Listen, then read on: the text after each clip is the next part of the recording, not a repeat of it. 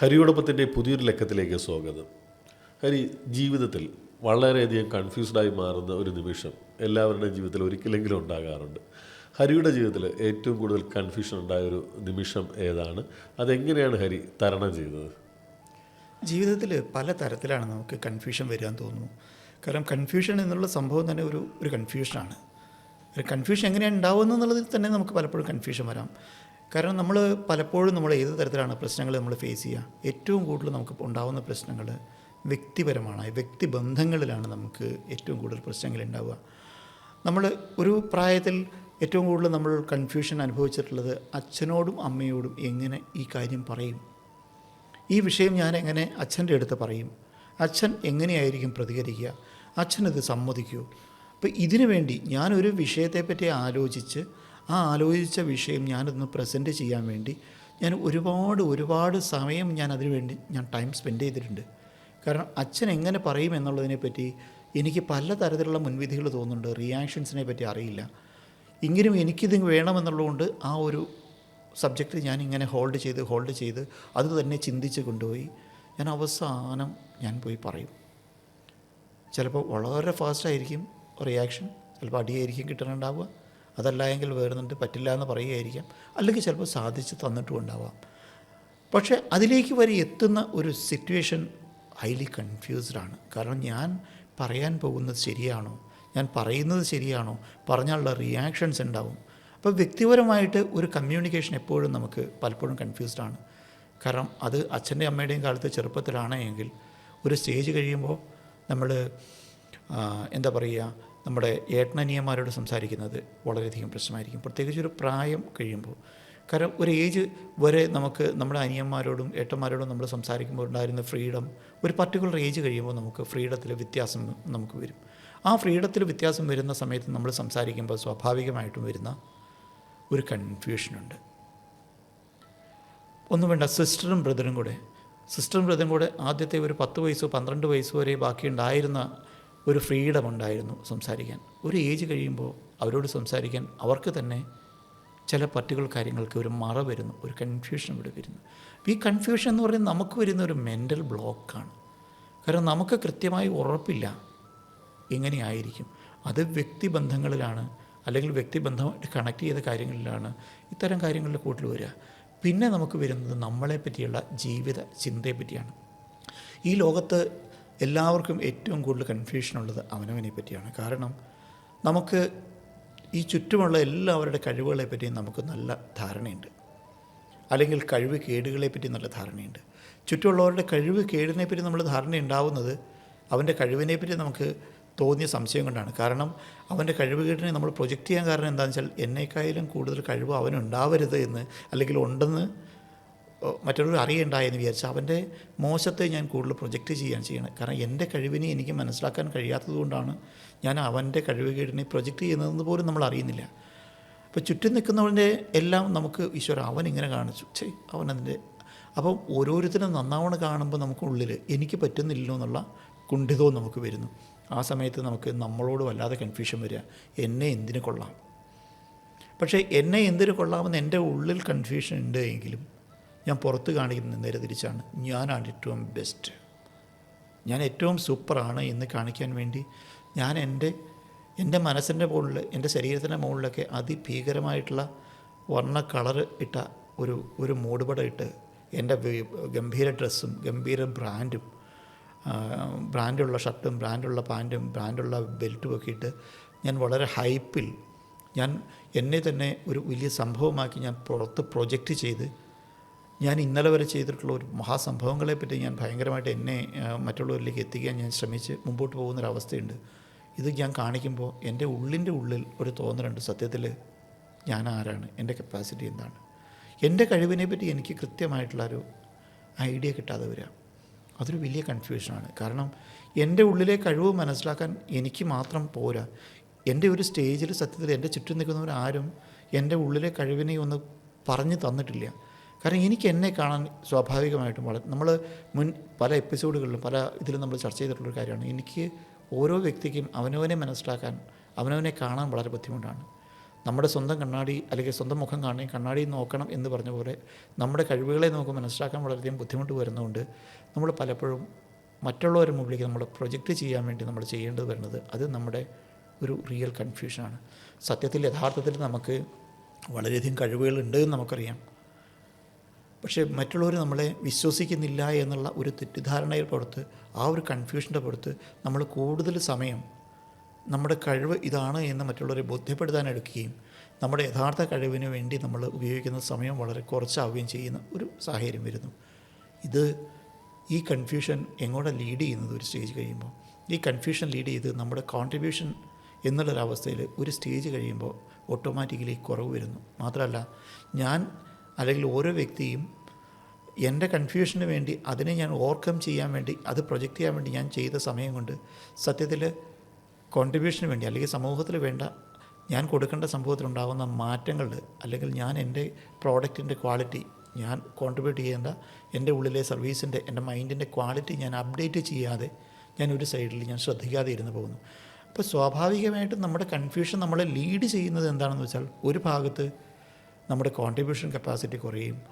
Packing cover എന്നുള്ള സാധനം ഒരു സ്റ്റേജ് കഴിയുമ്പോൾ മറ്റുള്ളവർക്ക് മനസ്സിലാവും ഇതിൻ്റെ ഉള്ളിലൊന്നുമില്ല, പുറമേയുള്ള കവർ മാത്രമേ ഉള്ളൂ എന്ന് കുറച്ച് കാലം കൊണ്ട് മറ്റുള്ളവർക്ക് മനസ്സിലായി കഴിയുമ്പോൾ നമ്മളൊന്നുമല്ലാത്ത ഒരവസ്ഥയിലേക്ക് നമ്മൾ മാറുന്ന ഒരു സിറ്റുവേഷൻസ് പലപ്പോഴും ഇന്നും സമൂഹത്തിൽ കാണുന്നുണ്ട് ഞാൻ വിശ്വസിക്കുന്നു. അപ്പോൾ കൺഫ്യൂഷൻ എന്നുള്ളത് സ്വാഭാവികമായിട്ടും നമ്മുടെ ഒരു സംശയമാണ്.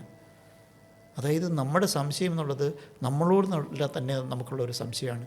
നമ്മൾ ആദ്യം ഒരു സംശയം അങ്ങ് വേണ്ടാന്ന് വെച്ചാൽ മതി. ഞാൻ മോശമാണ് എന്നുള്ള സംശയം ആദ്യം വേണ്ടാന്ന് വെച്ചാൽ, ഞാൻ എത്ര മോശം ഡ്രസ്സ് ഇട്ടാലും വരുന്നുണ്ട്, എൻ്റെ കയ്യിൽ നിന്ന് നല്ലൊരു കോൺട്രിബ്യൂഷൻ വന്നു കഴിഞ്ഞാൽ എന്നെ അറിയാവുന്ന ആളുകളെങ്കിലും എന്നിൽ നിന്ന് അത് വാങ്ങാൻ വരും എന്നുള്ളൊരു അണ്ടർസ്റ്റാൻഡിങ് എനിക്കുണ്ടെങ്കിൽ ഞാൻ എന്തിനു ഭയക്കണം?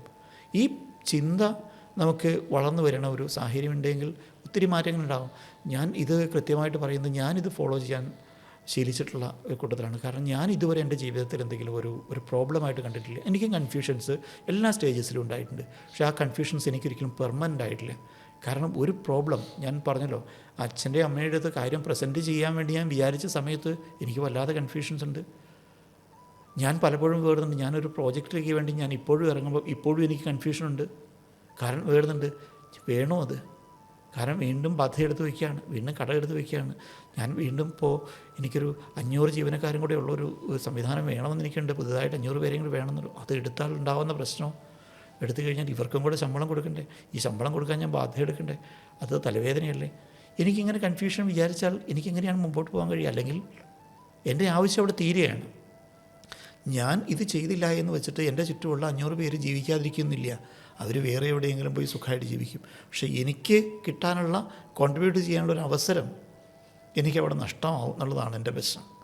ഞാൻ ഇത്ര പേർക്ക് ജോലി കൊടുക്കണം എന്ന് ആഗ്രഹിക്കുമ്പോൾ അവിടെ ഞാൻ കൺഫ്യൂഷൻ അപ്പുറത്തേക്ക് അതിൻ്റെ ലക്ഷ്യമായിട്ട് ഞാൻ കണക്കാക്കി ഞാൻ മുമ്പോട്ട് പോകുമ്പോൾ അത് എനിക്ക് കൊടുക്കണം, അല്ലെങ്കിൽ ഞാനതിൻ്റെ ഒരു കാരകനാവണം എന്ന് ചിന്തിക്കുമ്പോഴാണ് എനിക്ക് വിലയുണ്ടാകുന്നത്. ഞാൻ കൺഫ്യൂഷൻ അടിച്ചത് വേണ്ട എന്ന് വെച്ചതുകൊണ്ട് ഇവരാരും പട്ടിണി കിടക്കാൻ പോകുന്നില്ല. ഇവർ സമൂഹത്തിൽ വേറെ എന്തെങ്കിലും മാർഗം അവർ കണ്ടുപിടിക്കും. അപ്പോൾ ഞാൻ കൺഫ്യൂഷൻ എന്നുള്ള സംഭവത്തിലേക്ക് അല്ലെങ്കിൽ നമ്മുടെ കൺഫ്യൂഷൻ എന്നപ്പുറത്തേക്ക് നമ്മൾ പോസിറ്റീവായിട്ട് ചിന്തിച്ച് മുമ്പോട്ട് പോവുകയാണെങ്കിൽ എല്ലാം വളരെ സുഗമമാണ്. നമ്മൾ തന്നെ ഇതെല്ലാം തീരുമാനിക്കേണ്ടതാണ്. അത്രയേ ഉള്ളൂ. നമുക്കൊരു കൺഫ്യൂഷൻ ഉണ്ടാകുമ്പോൾ നമ്മൾ ഈ കാണുന്നവരോടെല്ലാം അതേക്കുറിച്ച് ചർച്ച ചെയ്താൽ മിക്കവാറും അത് കൂടുതൽ കുളവാകാനാണ് സാധ്യത. അതിനുള്ള സാധ്യതയാണ് കൂടുതൽ.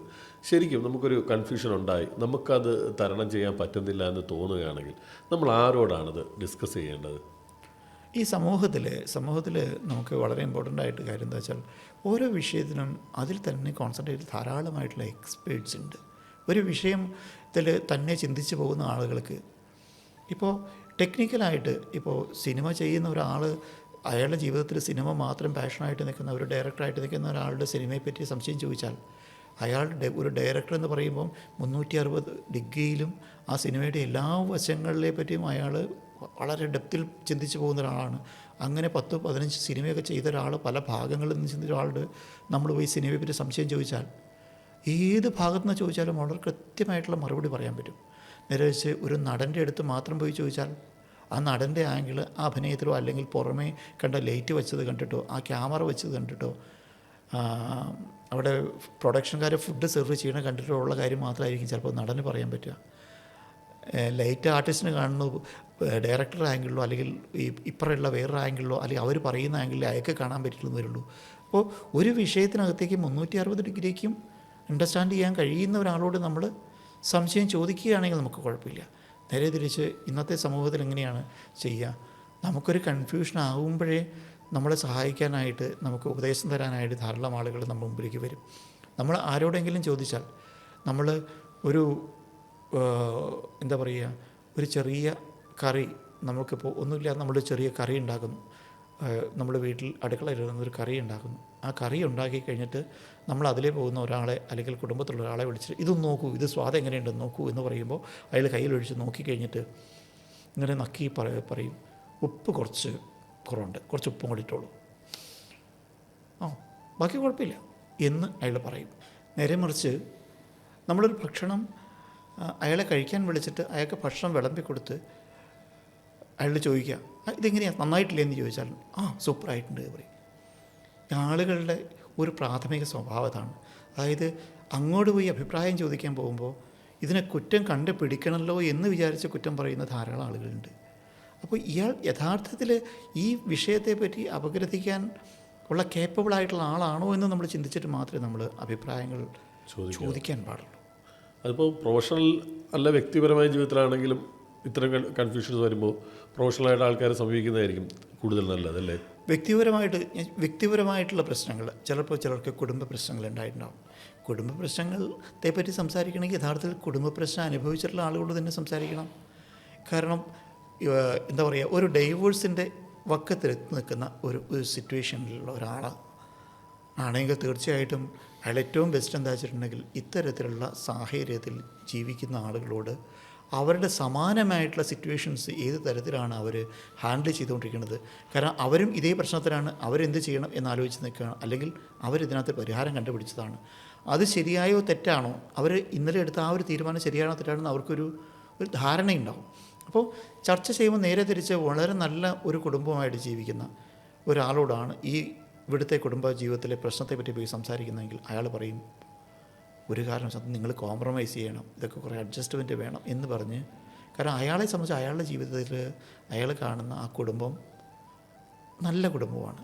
ഇവിടെ ഉണ്ടാകുന്ന പ്രശ്നം മുഴുവൻ അങ്ങനെ വരേണ്ട കാര്യമില്ല എന്നാണ് അയാൾ വിചാരിക്കുക. കാരണം അയാളുടെ ജീവിതത്തിൽ ഈ പ്രശ്നം അനുഭവിച്ചിട്ടില്ല.